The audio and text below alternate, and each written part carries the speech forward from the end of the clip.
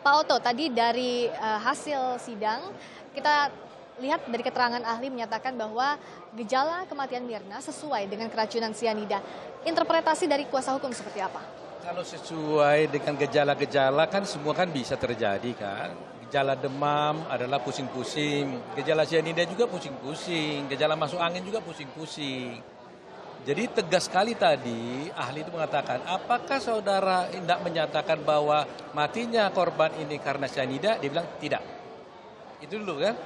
Tapi gejala-gejalanya sesuai dengan gejala-gejala matinya sianida.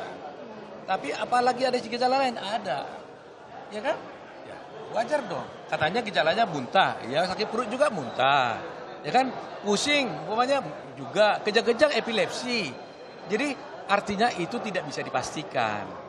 Nah, tapi yang penting kata-katanya dia itu, berhubung karena ini tidak dilakukan otopsi, dan berhubung karena tidak dilakukan sesuai dengan prosedur, maka tegaknya kematian ini tidak bisa ditegakkan karena sianida.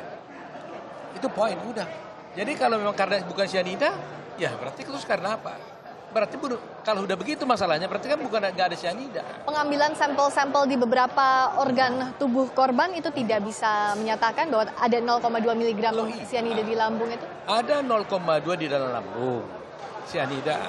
Yang oleh dia juga bisa dari makanan dan lain sebagainya. Ya kan kita udah jelaskan itu kan, dari makanan, dari mana-mana. Tapi apakah yang 0,2 itu bisa mematikan korban? Kan tidak, karena lethal dosisnya kan yang mematikan itu kan 171. Ya kan? Nah, terus kita tanya, gejala apa lagi? Dia bilang harus ada tiosenat di dalam hati. Nah, terus dia bilang apa diperiksa atau tidak? Ternyata udah periksa hasilnya negatif. Nah, kalau negatif gimana? Ya berarti nggak ada tiosenat. Nah, kalau nggak tiosenat berarti tidak ada sianida. Kan begitu. Kemudian juga di otak, ya kan, diperiksa bagus.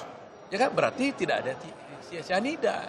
Ya kan, jantung yang tidak diperiksa gitu loh. Urin tidak ada tiosenat. Jadi semuanya yang diperiksa itu semuanya bagus. Hanya ada 0,2 itu aja kan. Kan gitu. Tapi dia bilang tadi, kalau ada sianida yang bisa mematikan, itu pasti sianida itu masuk ke dalam darah. Ya. Dibawa oleh darah masuk ke jantung. Dari jantung masuk ke hati. Ya, ternyata itu nggak ditemukan. Dia bilang. Jadi kalau tidak ditemukan, berarti kita tidak bisa mengambil kesimpulan bahwa itu karena sianida. Oleh karena itu seharusnya kasus ini nggak ada. Karena matinya korban. Ini terhubung juga soal 18.30 waktu Indonesia Barat, waktu kematian resumedis itu? Dia juga sudah mengatakan tadi, kalau ada sianida yang begitu besar, itu harus cepat berapa menit mati. Padahal matinya ini kan 18.30. Dan dia tanya perbedaan jam 16, ya bilang oke, jam 16 datang. Tapi kami nggak bisa mengatakan itu mati. Ya kan? Setelah diperiksa baru dinyatakan mati. Kapan matinya? Alam kami nggak tahu. Tapi dinyatakan mati 18.30 gitu. Untuk besok akan digali ahli psikologi dan juga kriminolog apa yang dilihat oleh kuasa hukum? Ya sebenarnya kalau sianida nggak ada, apalagi artinya kriminolog menurut saya ya. Sianida nggak ada ya tentu kasusnya nggak ada menurut saya begitu. Dan ini ahli dari jaksa bukan dari kami.